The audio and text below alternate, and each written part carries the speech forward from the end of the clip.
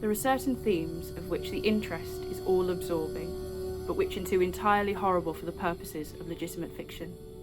These the mere romanticist must eschew, if he does not wish to offend or to disgust. They are with propriety handled only when the severity and majesty of truth sanctify and sustain them. We thrill, for example, with the most intense of pleasurable pain over the accounts of the passage of the Beresina, of the earthquake at Lisbon, of the plague at London, of the massacre at St. Bartholomew, or of the stifling of the 123 prisoners in the black hole at Calcutta.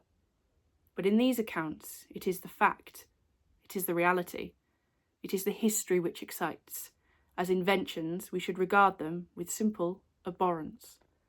I have mentioned some few of the more prominent and august calamities on record, but in these it is the extent, not less than the character of the calamity, which so vividly impresses the fancy. I need not remind the reader that, from the long and weird catalogue of human miseries, I might have selected many individual instances more replete with essential suffering than any of these vast generalities of disaster. The true wretchedness, indeed, the ultimate woe, is particular, not diffuse. That the ghastly extremes of agony are endured by man the unit, and never by man the mass. For this let us thank a merciful God. To be buried while alive is beyond question. The most terrific of these extremes, which has never fallen to the lot of mere mortality. That it has frequently, very frequently, so fallen, will scarcely be denied by those who think. The boundaries which divide life from death are at best shadowy and vague. Who shall say where the one ends and where the other begins? We know that there are diseases in which occur total cessations of all the apparent functions of vitality, and yet in which these cessations are merely suspensions, properly so called. They are only temporary pauses in the incomprehensible mechanism. A certain period elapses, and some unseen, mysterious principle again sets in motion the magic pinions and the wizard wheels. The silver cord was never, not for ever loosed, nor the golden bowl irreparably broken, but where, meantime, was the soul. Apart, however, from the inevitable conclusion, a priori, that such causes much produce such effects, that the well-known occurrence of such cases of suspended animation must naturally give rise, now and then, to premature interments. Apart from this consideration, we have the direct testimony of medical and ordinary experience to prove that a vast number of such interments have actually taken place. I might refer at once, if necessary, to 100 well-authenticated instances. One of very remarkable character, and of which the circumstances may be fresh to the memory of some of my readers, occurred not very long ago in the neighbouring city of Baltimore, where it occasioned a painful, intense, and widely extended excitement. The wife of one of the most respectable citizens, a lawyer of eminence and a member of Congress, was seized with a sudden and unaccountable illness, which completely baffled the skill of her physicians. After much suffering, she died, or was supposed to die. No one suspected, indeed, or had reason to suspect, that she was not actually dead. She presented all the ordinary appearances of death. The face assumed the usual pinched and sunken outline, the lips were the usual marble pallor, the eyes were lustreless. There was no warmth. Pulsation had ceased. For 3 days the body was preserved unburied, during which it had acquired a stony rigidity. The funeral, in short, was hastened on account of the rapid advance of what was supposed to be decomposition. The lady was deposited in her family vault, which, for 3 subsequent years, was undisturbed. At the expiration of this term, it was opened for the reception of a sarcophagus, but alas, how fearful a shock awaited the husband who personally threw open the door. As its portal swung outwardly back, some white-apparelled object fell rattling within his arms. It was the skeleton of his wife in her yet unmoulded shroud. A careful investigation rendered it evident that she had revived within 2 days after her entombment, that her struggles within the coffin had caused it to fall from a ledge or shelf to the floor, where it was so broken as to permit her escape. A lamp, which had been accidentally left full of oil within the tomb, was found empty. It might have been exhausted, however, by evaporation. On the uppermost of the steps which led down into the dread chamber was a large fragment of her coffin, with which it seemed that she had endeavoured to arrest attention by striking the iron door. While thus occupied, she probably swooned and possibly died through sheer terror, and in falling, her shroud became entangled in some ironwork which projected interiorly. Thus she remained, and thus she rotted, erect. In the year 1810, a case of living inhumation happened in France, attended with circumstances which go far to warrant the assertion that truth is indeed stranger than fiction. The heroine of the story was Mademoiselle Victorine Lafoucade, a young girl of illustrious family, of wealth, and of great personal beauty. Among her numerous suitors was Julien Bossuet, a poor litterateur or journalist of Paris. His talents and general amiability had recommended him to the notice of the heiress, by whom he seems to have been truly beloved. But her pride of birth decided her, finally, to reject him and to wed a Monsieur Renelle, a banker and a diplomatist of some eminence. After marriage, however, this gentleman neglected and perhaps even more positively ill-treated her. Having passed with him some wretched years, she died. At least her condition so closely resembled death as to deceive everyone who saw her. She was buried, not in a vault, but in an ordinary grave in the village of her nativity. Filled with despair and still inflamed by the memory of a profound attachment, the lover journeys from the capital to the remote province in which the village lies, with the romantic purpose of disinterring the corpse and possessing himself of its luxuriant tresses. He reaches the grave. At midnight he unearths the coffin, opens it, and is in the act of detaching the hair when he is arrested by the unclosing of the beloved eyes. In fact, the lady had been buried alive. Vitality had not altogether departed, and she was aroused by the caresses of her lover from the lethargy which had been mistaken for death. He bore her frantically to his lodgings in the village. He employed certain powerful restoratives suggested by no little medical learning. In fine, she revived. She recognised her preserver. She remained with him until, by slow degrees, she fully recovered her original health. Her woman's heart was not adamant, and this last lesson of love sufficed to soften it. She bestowed it upon Bossuet. She returned no more to her husband, but concealing from him her resurrection, fled with her lover to America. 20 years afterwards, the two returned to France, in the persuasion that time had so greatly altered the lady's appearance that her friends would be unable to recognise her. They were mistaken, however, for at the first meeting, Monsieur Renelle did actually recognise and make claim to his wife. This claim she resisted, and a judicial tribunal sustained her in her resistance, deciding that the peculiar circumstances, with the long lapse of years, had extinguished not only equitability, but legally the authority of her husband. The Chirurgical Journal of Leipzig, a periodical of high authority and merit, which some American bookseller would do well to translate and republish, records in a late number a very distressing event of the character in question. An officer of artillery, a man of gigantic stature and of robust health, being thrown from an unmanageable horse, received a very severe contusion upon the head, which rendered him insensible at once. The skull was slightly fractured, but no immediate danger was apprehended. Trepanning was accomplished successfully. He was bled, and many other of the ordinary means of relief were adopted. Gradually, however, he fell into a more and more hopeless state of stupor, and finally, it was thought that he died. The weather was warm, and he was buried, with indecent haste, in one of the public cemeteries. His funeral took place on Thursday. On the Sunday following, the grounds of the cemetery were, as usual, much thronged with visitors, and about noon an intense excitement was created by the declaration of a peasant that, while sitting upon the grave of the officer, he had distinctly felt a commotion of the earth, as if occasioned by someone struggling beneath.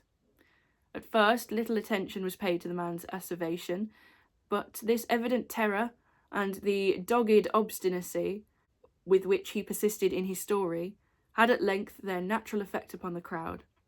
Spades were hurriedly procured, and the grave, which was shamefully shallow, was, in a few minutes, so far thrown open that the head of its occupant appeared. He was then, seemingly, dead, but he sat nearly erect within his coffin, the lid of which, in his furious struggles, he had partially uplifted. He was forthwith conveyed to the nearest hospital and there pronounced to be still living, although in an asphytic condition. After some hours he revived, recognised individuals of his acquaintances, and in broken sentences spoke of his agonies in the grave. From what he related, it was clear that he must have been conscious of life for more than an hour while inhumed, before lapsing into insensibility. The grave was carelessly and loosely filled with an exceedingly porous soil, and thus some air was necessarily admitted. He heard the footsteps of the crowd overhead and endeavoured to make himself heard in turn. It was the tumult within the grounds of the cemetery, he said, which appeared to waken him from a deep sleep, but no sooner was he awake than he became fully aware of the awful horrors of his position. This patient, it is recorded, was doing well and seemed to be in a fair way of ultimate recovery, but fell a victim to the quackeries of medical experiment. The galvanic battery was applied, and he suddenly expired in one of those ecstatic paroxysms which occasionally it superinduces. The mention of the galvanic battery, nevertheless, recalls to my memory a well-known and very extraordinary case in point, where its action proved the means of restoring to animation a young attorney of London, who had been interred for 2 days. This occurred in 1831, and created at the time a very profound sensation wherever it was made the subject of converse. The patient, Mr. Edward Stapleton, had died, apparently, of typhus fever, accompanied with some anomalous symptoms which had excited the curiosity of his medical attendants. Upon his seeming decease, his friends were requested to sanction a post-mortem examination, but declined to permit it. As often happens when such refusals are made, the practitioners resolved to disinter the body and dissect it at leisure in private. Arrangements were easily effected with some of the numerous corps of body snatchers with which London abounds, and upon the 3rd night after the funeral, the supposed corpse was unearthed from a grave 8 feet deep and deposited in the operating chamber of one of the private hospitals.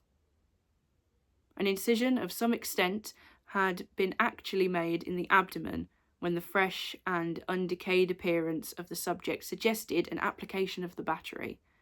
One experiment succeeded another, and the customary effects supervened, with nothing to characterise them in any respect, except, upon 1 or 2 occasions, a more than ordinary degree of lifelikeness in the convulsive action.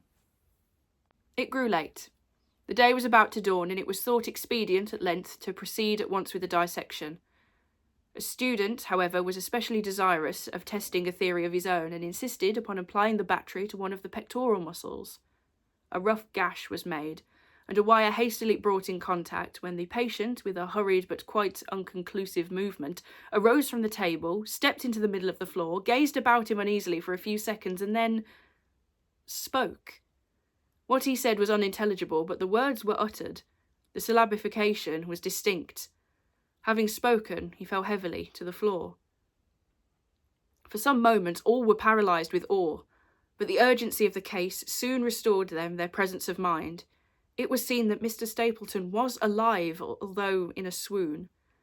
Upon exhibition of ether, he revived, and was rapidly restored to health, and to the society of his friends, from whom, however, all knowledge of his resuscitation was withheld, until a relapse was no longer to be apprehended. Their wonder, their rapturous astonishment, may be conceived.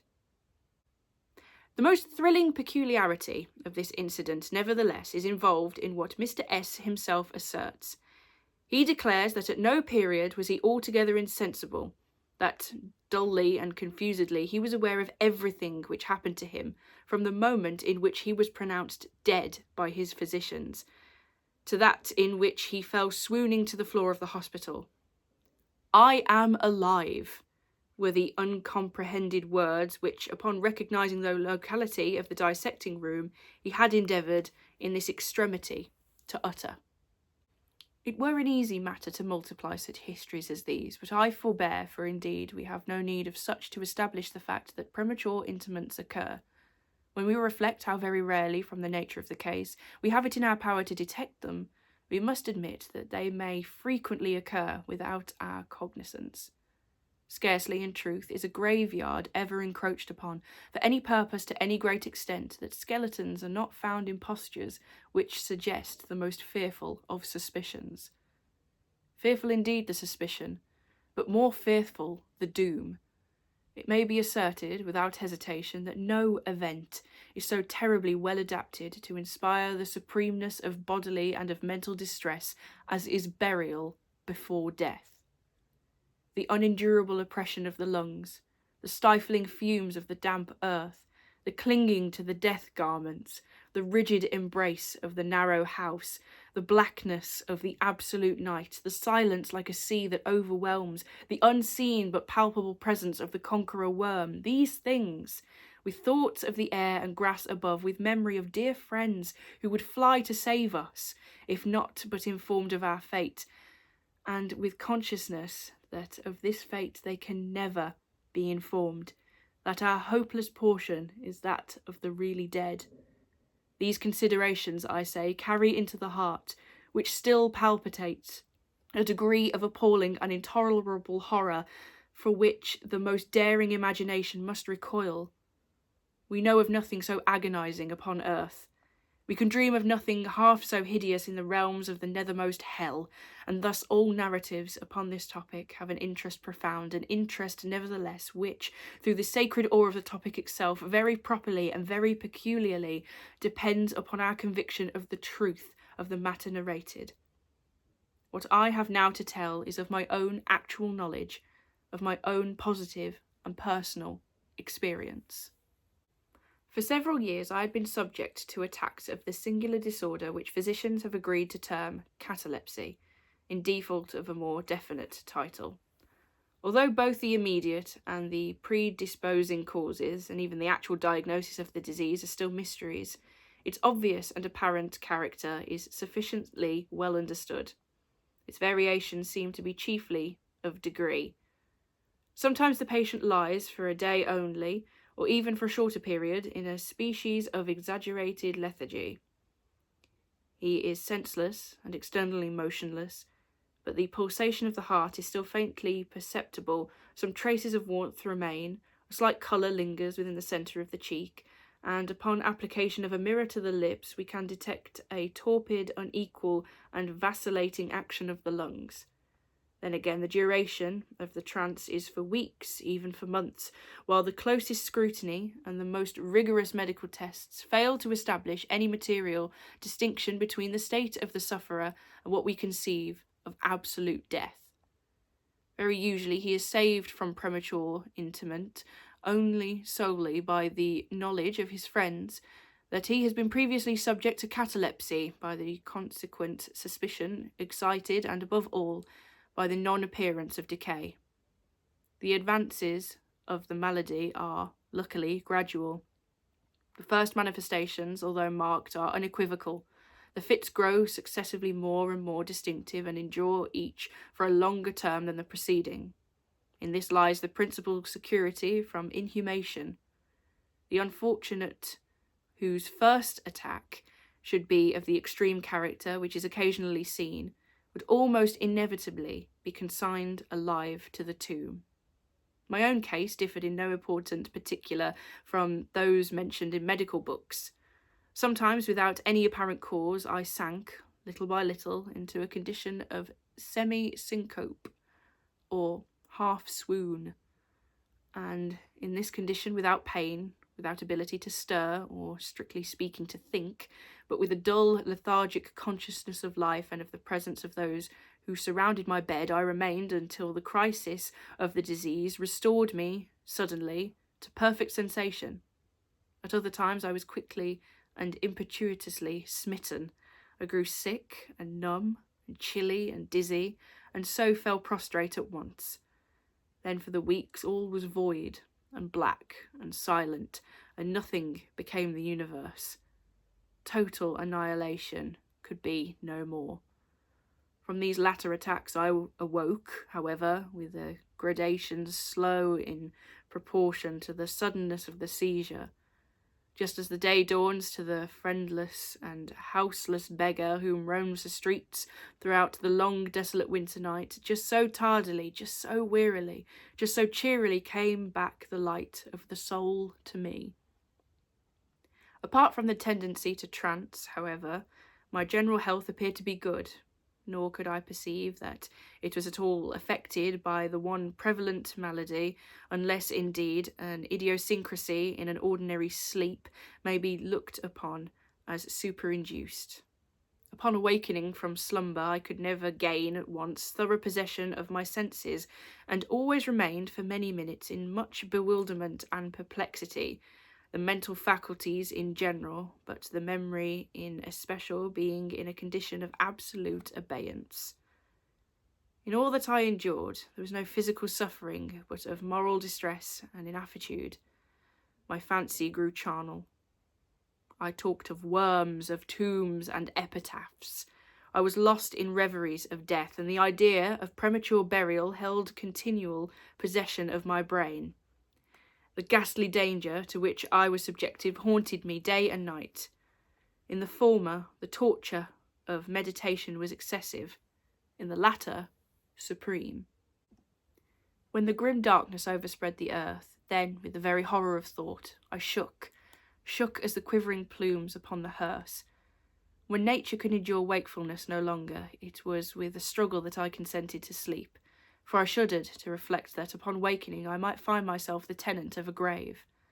And when finally I sank into slumber, it was only to rush at once into a world of phantasms, above which, with vast sable overshadowing wings, hovered, predominant, the one sepulchral idea.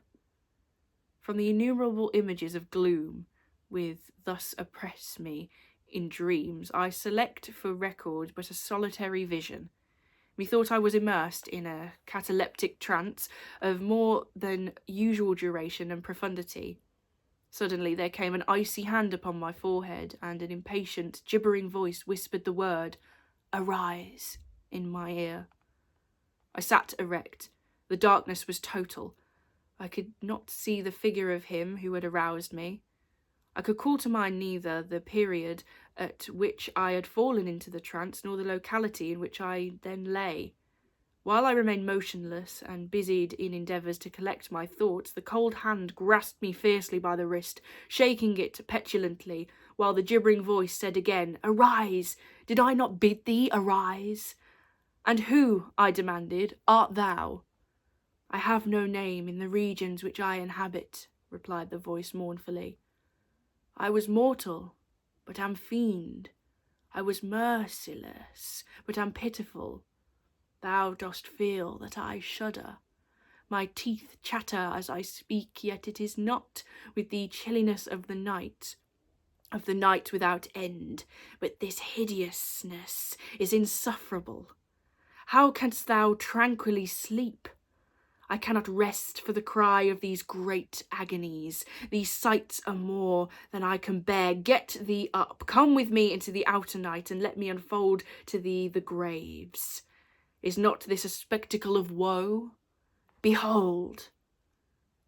I looked, and the unseen figure, which still grasped me by the wrist, had caused to be thrown open the graves of all mankind, and from each issued the faint phosphoric radiance of decay, so that I could see into the innermost recesses, and there view the shrouded bodies in their sad and solemn slumbers with the worm. But alas, the real sleepers were fewer, by many millions, than those who slumbered not at all, and there was a feeble struggling, and there was a general sad unrest, and from out the depths of the countless pits there came a melancholy rustling from the garments of the buried. And of those who seemed tranquilly to repose, I saw that a vast number had changed, in a greater or less degree, the rigid and uneasy position in which they had originally been entombed. And the voice again said to me as I gazed, "Is it not Oh, is it not a pitiful sight? But before I could find words to reply, the figure had ceased to grasp my wrist. The phosphoric lights expired, and the graves were closed with a sudden violence, while from out them arose a tumult of despairing cries, saying again, "Is it not? Oh God, is it not a very pitiful sight?" Fantasies such as these, presenting themselves at night, extended their terrific influence far into my waking hours. My nerves became thoroughly unstrung, and I fell a prey to perpetual horror. I hesitated to ride or to walk or to indulge in any exercise that would carry me from home. In fact, I no longer dared trust myself out of the immediate presence of those who were aware of my proneness to catalepsy, lest falling into one of my usual fits, I should be buried before my real condition could be ascertained. I doubted the care, the fidelity of my dearest friends. I dreaded that in some trance of more than customary duration they might be prevailed upon to regard me as irrecoverable. I even went so far as to fear that, as I occasioned much trouble, they might be glad to consider any very protracted attack as sufficient excuse for getting rid of me altogether. It was in vain they endeavoured to reassure me by the most solemn promises. I exacted the most sacred oaths that under no circumstances they would bury me until decomposition had so materially advanced as to render further preservation impossible. And even then, my mortal terrors would listen to no reason, would accept no consolation. I entered into a series of elaborate precautions. Among other things, I had the family vault so remodelled as to admit of being readily opened from within. The slightest pressure upon a long lever that extended far into the tomb would cause the iron portals to fly back. There were arrangements also for the free admission of air and light, and convenient receptacles for food and water, within immediate reach of the coffin intended for my reception. This coffin was warmly and softly padded, and was provided with a lid fashioned upon the principle of the vault door, with the addition of springs so contrived that the feeblest movement of the body would be sufficient to set it at liberty. Besides all this, there was suspended from the roof of the tomb a large bell, a rope of which it was designed should extend through a hole in the coffin, and so be fastened to one of the hands of the corpse. But alas, what avails the vigilance against the destiny of man? Not even these well-contrived securities suffice to save from the uttermost agonies of living inhumation a wretch to these agonies foredoomed. There arrived an epoch, as often before there had arrived, in which I found myself emerging from total unconsciousness into the first feeble and indefinite sense of existence. Slowly, with a tortoise gradation, approached the faint grey dawn of the cycle day. A torpid uneasiness, an apathetic endurance of dull pain, no care, no hope, no effort. And after long interval, a ringing in the ears, then after a lapse still longer, a prickling or tingling sensation in the extremities, then a seemingly eternal period of pleasurable quiescence, during which the awakening feelings are struggling into thought, then a brief resinking into nonentity, then a sudden recovery. At length, the slight quivering of an eyelid, and immediately thereupon an electric shock of terror, deadly and indefinite, which sends the blood in torrents from the temples to the heart. And now the first positive effort to think, and now the first endeavour to remember, and now a partial and evanescent success, and now the memory has so far regained its dominion that, in some measure, I am cognizant of my state. I feel that I am not awaking from ordinary sleep. I recollect that I have been subject to catalepsy, and now, at last, as if by the rush of an ocean, my shuddering spirit is overwhelmed by the one grim danger, by the one spectral and ever-prevalent idea. For some minutes after this fancy possessed me, I remained without motion. And why? I could not summon courage to move.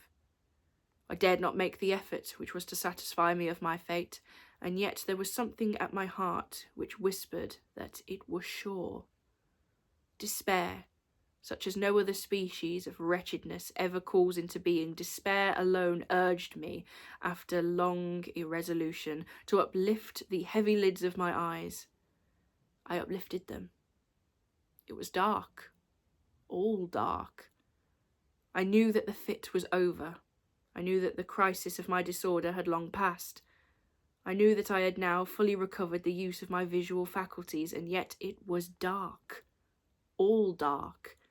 The intense and utter raylessness of the night that endureth for evermore. I endeavoured to shriek, and my lips and my parched tongue moved convulsively together in the attempt, but no voice issued from the cavernous lungs, which, oppressed as if by the weight of some incumbent mountain, gasped and palpitated with the heart at every elaborate and struggling inspiration. The movement of the jaws, in this effort to cry aloud, showed me that they were bound up, as is usual with the dead. I felt, too, that I lay upon some hard substance, and by something familiar. My sides were also closely compressed. So far, I had not ventured to stir any of my limbs, but now I violently threw up my arms, which had been lying at length, with the wrists crossed. They struck a solid wooden substance, which extended above my person at an elevation of not more than 6 inches from my face.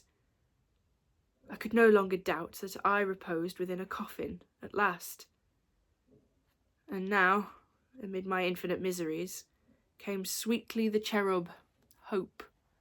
For I thought of my precautions. I writhed and made spasmodic exertions to force open the lid. It would not move. I felt my wrists for the bell rope. It was not to be found. And now the comforter fled for ever, and a still sterner despair reigned triumphant, for I could not help perceiving the absence of the paddings which I had so carefully prepared. And then, too, there came suddenly to my nostrils the strong, peculiar odour of moist earth. The conclusion was irresistible. I was not within the vault. I'd fallen into a trance while absent from home, while among strangers, when, or how, I could not remember, and it was they who had buried me, as a dog, nailed up in some common coffin, and thrust deep, deep, and for ever into some ordinary and nameless grave. As this awful conviction forced itself thus into the innermost chambers of my soul, I once again struggled to cry aloud, and in this second endeavour I succeeded. A long, wild, and continuous shriek, or yell of agony, resounded through the realms of the subterrene night. "Hello! Hello there!" said a gruff voice in reply. "What the devil's the matter now?" said a second. "Get out of that!" said a third. "What do you mean by yowling in that air kind of style, like a catamount?" said a fourth, and hereupon I was seized and shaken without ceremony, for several minutes, by a junto of very rough-looking individuals. They did not arouse me from my slumber, for I was wide awake when I screamed, but they restored me to full possession of my memory. This adventure occurred near Richmond in Virginia. Accompanied by a friend, I had proceeded upon a gunning expedition some miles down the banks of James River. Night approached, and we were overtaken by a storm. The cabin of a small sloop lying at anchor in the stream, and laden with garden mould, afforded us the only available shelter. We made the best of it, and passed the night on board. And I slept in one of the only 2 berths in the vessel, and the berths of a sloop of 60 or 70 tons need scarcely be described. That which I occupied had no bedding of any kind. Its extreme width was 18 inches. The distance of its bottom from the deck overhead was precisely the same. I found it a matter of exceeding difficulty to squeeze myself in. Nevertheless, I slept soundly, and the whole of my vision, for it was no dream and no nightmare, arose naturally from the circumstances of my position, from my ordinary bias of thought, and from the difficulty to which I have alluded of collecting my senses, and especially of regaining my memory, for a long time after awaking from the slumber. The men who shook me were the crew of the sloop, and some labourers engaged to unload it. From the load itself came the earthy smell. The bandage about the jaws was a silk handkerchief in which I bound up my head in default of my customary nightcap. The tortures endured, however, was indubitably quite equal for the time to those of actual sepulture. They were inconceivably hideous, but out of evil proceeded good, for their very excess wrought in my spirit an inevitable revulsion. My soul acquired tone, acquired temper. I went abroad. I took vigorous exercise. I breathed the free air of heaven. I thought upon other subjects than death. I discarded my medical books. Buchan I burned. I read no night thoughts, no fustian about churchyards, no bugaboo tales such as this. In short, I became a new man and lived a man's life. From that memorable night I dismissed for ever my charnel apprehensions, and with them vanished the cataleptic disorder of which perhaps they had been less the consequence than the cause.